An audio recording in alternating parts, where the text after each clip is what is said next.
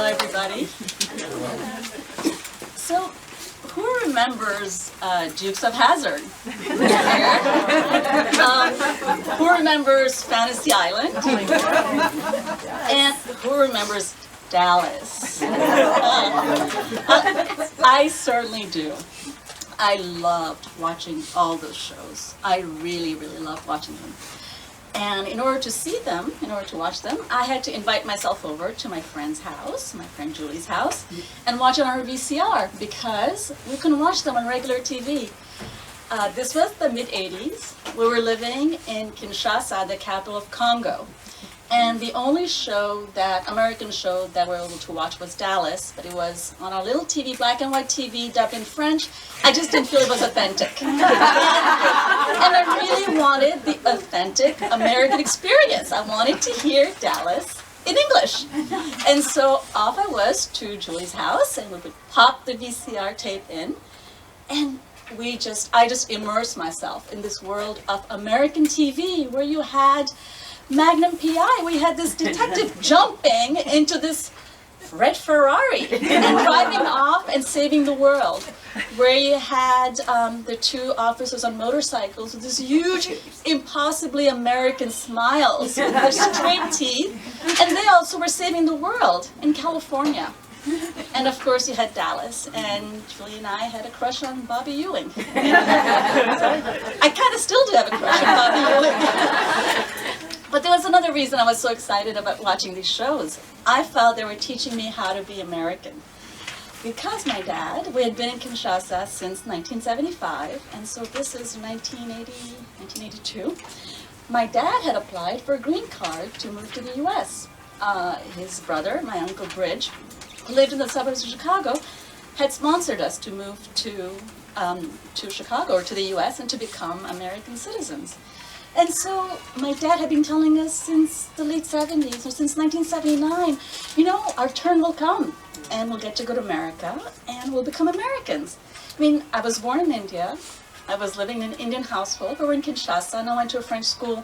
It was very international. People were from all over the world there.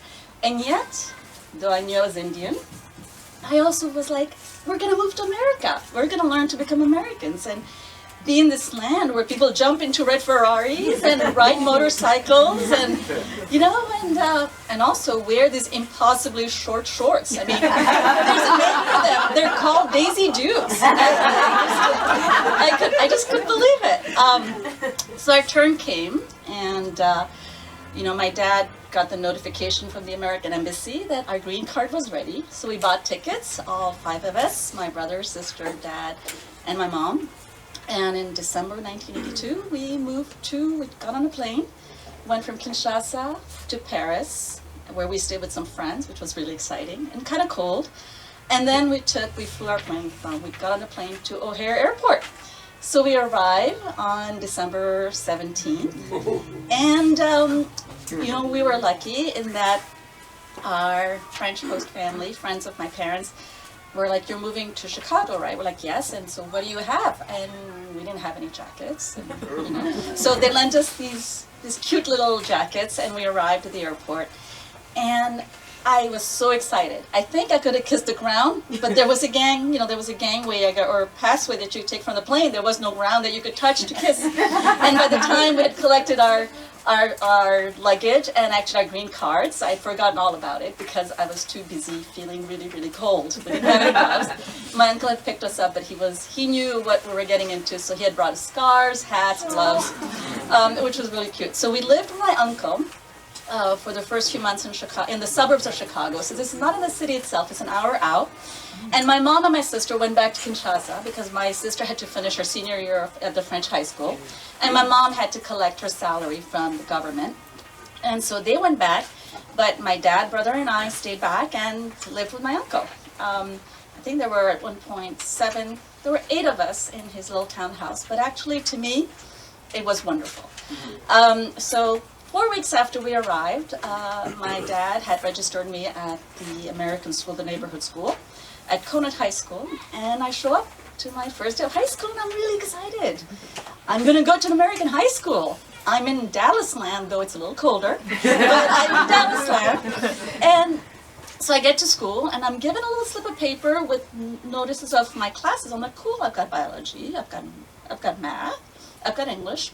So I go to my bio class in the morning, and the teacher, welcomes me and has me sit down in this chair.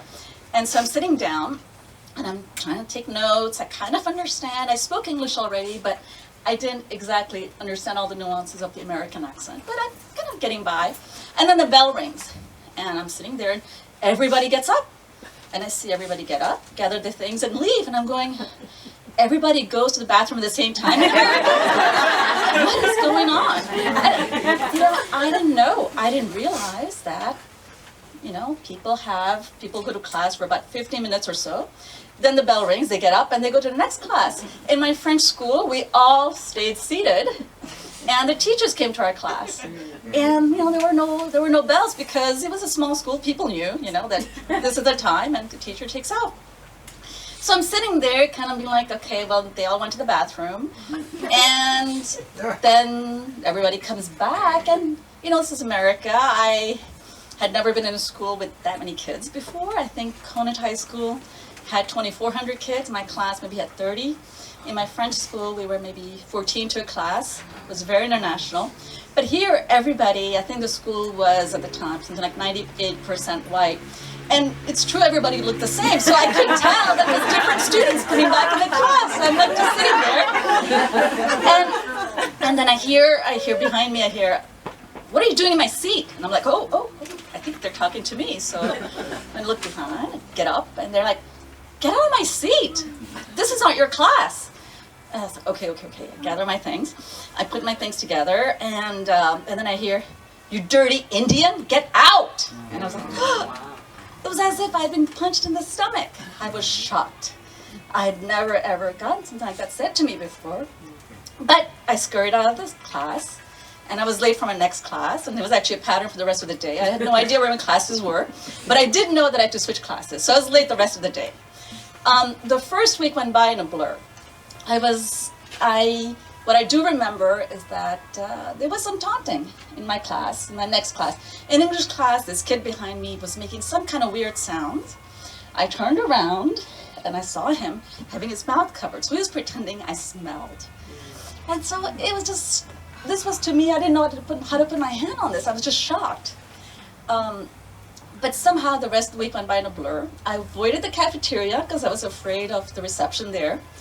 And 2 weeks later, and I didn't want to tell my dad about it because my dad was looking for a job to add more to his worries. So I asked my cousin, I said, do you guys get teased? He goes, well, yeah, we do, but I've got my friends and they don't tease me.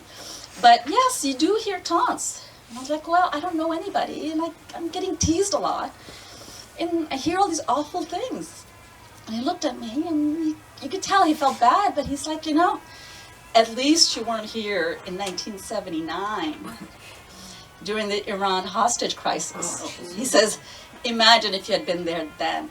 He says, I got slammed against lockers. And I was like, well, how did you react to this? He goes, well, I had friends, and, you just put up with it. So I kind of swallowed hard. I was like, okay, I'm going to put up with it. But this went on for weeks.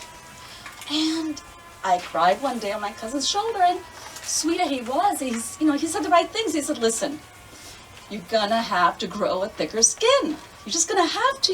You have to deal with this. And I don't know if I could. I don't think I had skin left to grow. I had moved to America to become American, but I just couldn't grow. I couldn't grow thicker skin. I just couldn't do it. And I think I was just hurt because I'd moved there to become part of America, and I felt that I was being pushed back. But somehow, I think I was able to manage, and my dad got a job a few months later, and we moved to Chicago. And we moved to the city, and suddenly I was in a land where there were tall buildings, and there were buses, and there were L trains, and I felt a little bit more at home. And school was a lot more fun. I made lots of new friends, and I started feeling more at home. And one of my teachers encouraged me to apply for a scholarship for this exchange program. And I applied, and I got financial aid, and I got assigned to a family to Switzerland, of all places. I was like, okay, I'll go to Switzerland, okay, for the summer. And we all met up in Geneva. We all flew in. It was the first time flying without my parents, but it was fun. And we all had to introduce ourselves. Turns out I was the only financial aid kid, but people were from all over the U.S. There were 9 of us. And when we all met to meet our respective host families, you know, we all went to the same town, but the families came to pick us up there. And it was really funny because you know, for those 2.5 years I'd been in the States, I just felt so not accepted. You know, I was desperate to become American, but it just was not happening. So I was worried that the family would not see me as an American. They would see me as, you know, a foreigner. And, you know, effectively, I was in Switzerland, so I was a foreigner, but I just, I thought what they wanted was, you know, they wanted their little, I don't know, blonde American, perhaps. So we get to the train station, and this family, the Schläflis, come forward, and Mrs. Schläfli comes up and she goes, "Here's a little American."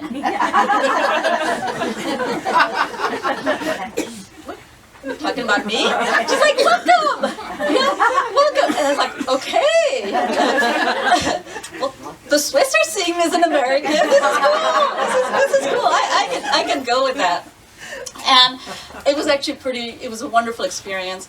3 weeks in, we get together with the group, with our exchange group of students, and we're all sharing stories about our families, our host families, and we're also talking about where we're from. And you know, one of the members of the group, Christy, was from California. Another one was from Ohio. And they turned to me and said, "So where are you from?" And I was like, I flinched a little bit, and I said, "Well, you know, I was born in India, and I'm living in Chicago." Like, no. Where are you from, Illinois? Where are you from? Chicago. I said, oh, that's what you mean. Okay. I'm from Chicago. I'm from the north side of Chicago. They're like, "Oh, that's such a great city. When we come to Chicago, we'll come visit you." And I'm like, "Okay, great." And I was just feeling like I'm not in Chicago. I'm not in America, but I'm seen as a Chicagoan, and I'm seen as this American. So our 7 weeks went by really fast. It was actually a wonderful time. And then we all flew back together to Kennedy Airport. And we all landed there, said our tearful goodbyes. And I was going to spend a day and a half with my uncle in Queens. And so we all were at customs. And at the time, we'd only been in the States 2.5 years. So I still had my Indian passport. And because we had a green card, we had this long, kind of rectangular, green kind of booklet called the re-entry permit. And that's what they gave to people who had a green card but didn't have the American passport yet to go in and out. So I get to the booth at customs, and I present both my Indian passport and my re-entry permit. And the customs officer is looking at it. He looks at me, he looks at my Indian passport, opens it up, looks at the re-entry permit, looks at me and goes, "Chicago." And I shrunk a little bit. And I said, "Yeah, Chicago." He goes, "You like the Cubs?" I'm like, "Yes, I really like the Cubs. I like the Cubs a lot." He goes, "Not a chance. They're not going to make it anywhere." And I said, "Yes, they will." I said, "They won't even get near the playoffs. Forget it. And if they get to the playoffs, the Mets are going to kill him." And I'm like, "No, they're not." And then he reaches for his stamp, and he stamps the re-entry permit, and he says, "Welcome home." And it was neat because I had left 6 weeks before, this hurt, afraid immigrant, and I'd come back an American. Thank you.